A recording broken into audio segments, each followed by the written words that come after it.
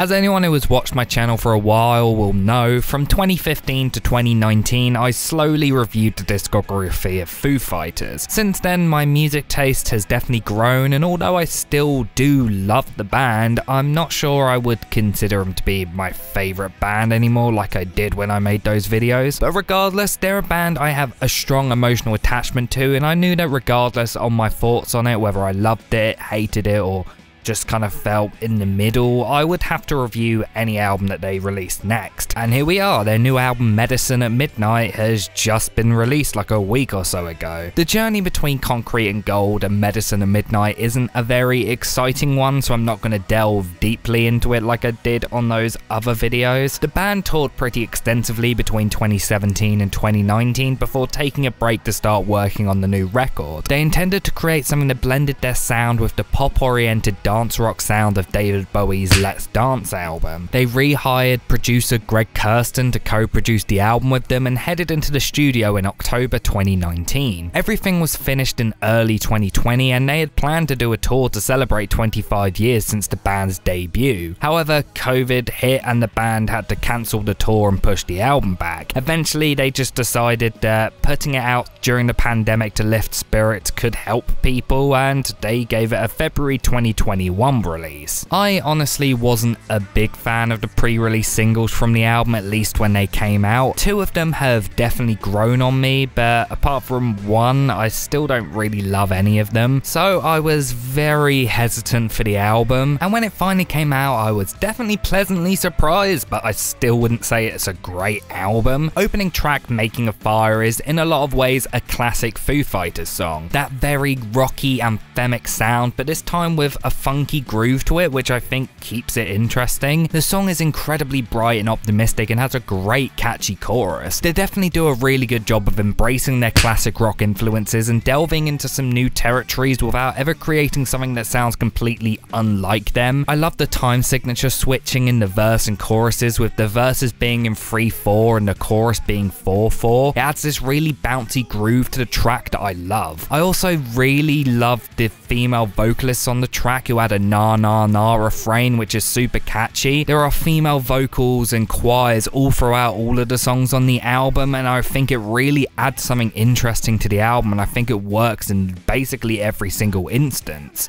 It's not one of the band's best opening tracks, but I definitely think it's a huge step up from T-Shirt on Concrete and Gold. The second track and first single, Shame Shame, is a song that I wasn't really a big fan of upon its release, and I still am really not into it. The song is quite boring and doesn't really go anywhere at all. It's mostly a very repetitive, simplistic riff repeating, with Dave singing super bland and unexciting lyrics and melodies over it. I do really love the funky drum lines throughout and percussion, but that's about it. For some reason the production and mixing is quite muddy on the track, and it makes the vocals really hard to understand, and the lack of guitars on the track really make no sense considering they have 3 guitarists in the band. Most of the album really utilizes having those 3 guitarists quite well and has them all doing completely different things, but this song just doesn't have that at all. Cloud Spotter is a very similar song to the opener, but definitely much bouncier. The verses show Dave singing in falsetto along with a female vocalist, and it's a really great soft and restrained section with great melodies. It reminds me almost of a Prince song with the different percussion sound and layered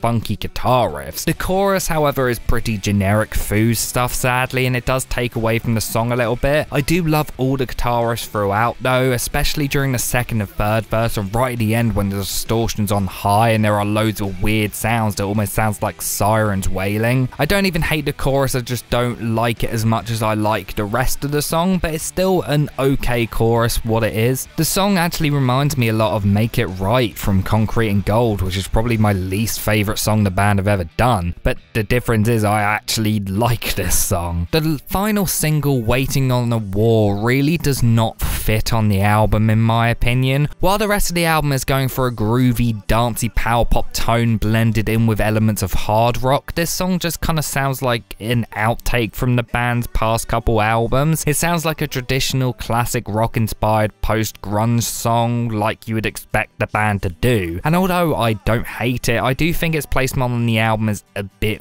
weird. When I first heard the song, I really didn't like it, but with repeated listens, I definitely like it more. It's filled with bright acoustic guitars and keyboards underneath Dave singing an ode to the younger generations who lose out on their innocence due to the problems of the world. It was inspired by growing up in the middle of the Cold War, as well as a conversation Dave had with his daughter. Lyrically, it reminds me a lot of what Concrete and Gold does, where it has great premises for songs but is executed quite averagely, and I think this song is really repetitive. It's definitely catchy, and I like the last minute of the song where everything builds up in intensity similar to But Honestly, but yes, it's not great. The title track is a pretty 80s David Bowie tribute that is very vibey. I like the softer organ and choir heavy sound to the track, and Dave's softer vocal delivery in the verses are really great also. The production on this track is fantastic and fits the soft groove that the track is portraying, but I think my biggest problem with the track is just how derivative it is. There is very little of the Foo's identity in there, which isn't a huge problem, but it's just kind of them completely trying to copy a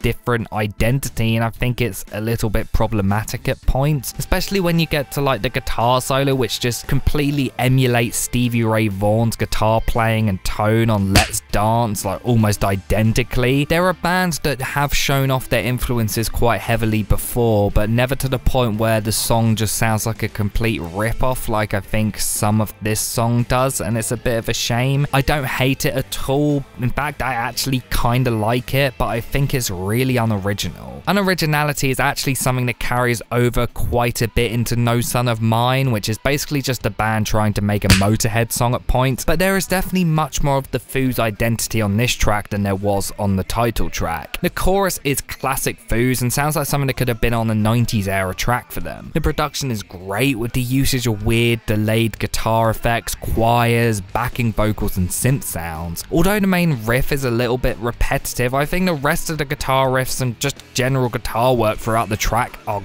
great. Of the 3 singles, this is by far my favourite, and despite its repetitiveness and slight unoriginality, I think this is a really fun and exciting hard rock track. It's one that grew on me massively, especially in the context of the album. Holding Poison is classic Foo Fighters in every single way. This could have basically been an outtake from Colour and the Shape or There Is Nothing Left to Lose. It's that aggressive, heavily melodic and catchy post-grunge sound that you expect from them. The only thing really bringing the song down for me is I find the chorus a little bit repetitive. However, the rest of the track I think is really great. The song utilizes having 3 guitarists by regularly having 2 of them play their own unique riffs and then another guitar part playing more subtle atmosphere building bits, and I think it just comes together to create a song that feels huge. The middle 8 is completely unlike the rest of the track and gives me strong Thin Lizzy vibes with its heavy rhythm guitars over a huge solo and female backing vocals. Chasing Birds is a soft ballad that gives me strong John Lennon vibes. It actually reminds me quite a bit of Happily Ever After from Concrete and Gold, but actually good. It's really atmospheric and sweet. It's not an incredible track or anything, and I can definitely see people finding it quite forgettable, but I think it's just nice. The production is great, and I love that keyboardist Rami really gets his time to shine on here. Closing track Love Dies Young is probably my favourite on the album. It's a super catchy, fun and anthemic power pop track with a bright Cars-like guitar riff and a catchy chorus that reminds me of something like Walk. I think it musically does a great job of embracing all the different sounds presented on the album, bringing them together in one big romantic blast of emotion. The instrumentation is all great and everyone is on their A game here. Dave's lyrics and melodies are all super strong. This is just an all-around really great song and one that stood out from the second I heard it. Overall, I like Medicine at Midnight more than I was expecting to. Does that mean this is a step up for them?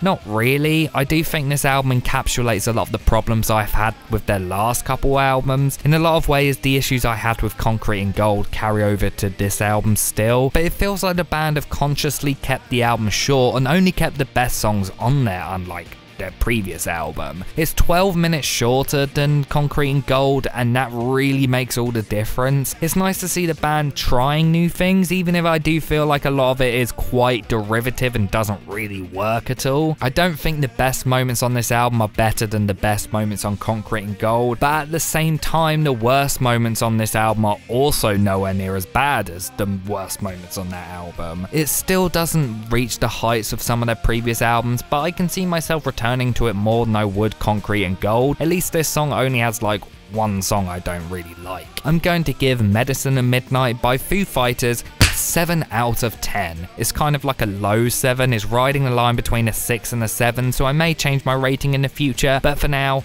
I think it's a 7.